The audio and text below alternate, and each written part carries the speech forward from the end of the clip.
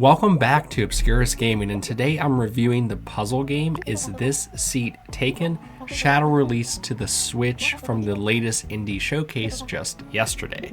In this budget puzzle game, you'll be trying to meet the seating needs of a bunch of strangers in public settings like a movie theater, a bus, or a diner. That may seem simple at first, and it kind of is, but trying to figure out how to please the preferences of everyone at the same time builds into a neat little puzzle.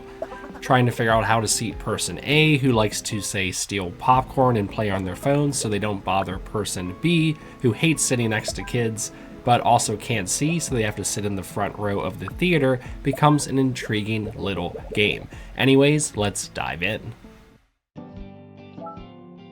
When you load up Is This Seat Taken for the first time, you'll quickly see that this is a single player game played over a series of levels, pretty typical for a puzzle game. Each level is a different scenario, starting with more simple affairs like cars and buses, growing into more complex environments like wedding venues, picnics, or movie theaters, loosely based on the European city that they take place in. When each level loads, you'll see a group of people and sometimes objects that need to be seated. The catch is that each person here has at least one preference. Using the bus as a simple example, two people might be traveling together and have to sit next to one another, but one prefers the aisle seat over the window seat. In order to get a perfect score, you must meet the needs of everyone. Again, this is simple at first, but when you have, say, 25 people that need to be placed, things get more challenging. And instead of one requirement, each person might have three. For example, later on, there's a fun level where you're seating folks on a canal boat ride in Belgium.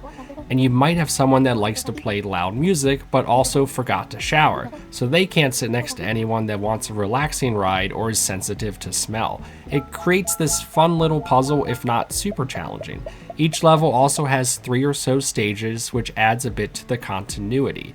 If you manage to beat all 5 levels in a city, you'll unlock a bonus level that are usually some of the more creative and fun ones to play.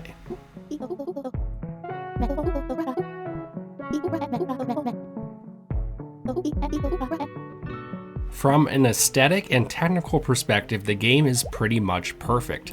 Everything is quite snappy, runs flawlessly, and the art direction is amazing. It takes maybe a couple levels to get used to this style, but it all works. There is even a side story of sorts, or it's more like a main story, with a couple reoccurring characters that pop up from one scenario to the next.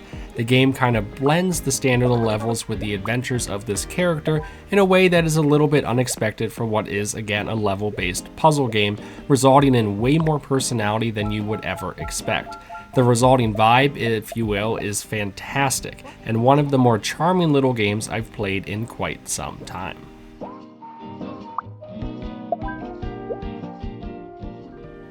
Now, I know I've been pretty much all positive with this game so far, but I do have a couple of gripes.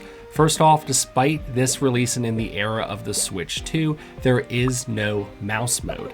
So the cursor you see on screen is controlled with the joystick. This might be something that will get added in the future, but seems like a bit of a missed opportunity here. Until then, touch controls will be your best bet.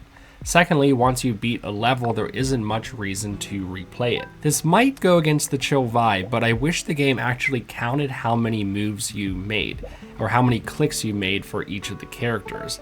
It would have like a super goal of completing the level in a bare minimum amount of moves. It would just add another puzzle on top of the puzzle that's already here. And lastly, I do wish the game had more content overall, whether this just be more levels or something else, as you could play through the game in just a couple of hours.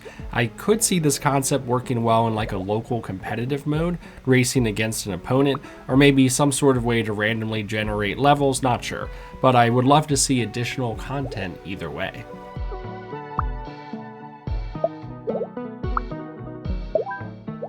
In the end, Is This Seat Taken is a near perfectly bite-sized indie puzzle game, if you're looking for a few quality hours of a puzzle experience at an inexpensive price. Nothing here is mind-bending, but the game is incredibly charming and taps just enough into the logic side of your brain to make it quite addicting to play through.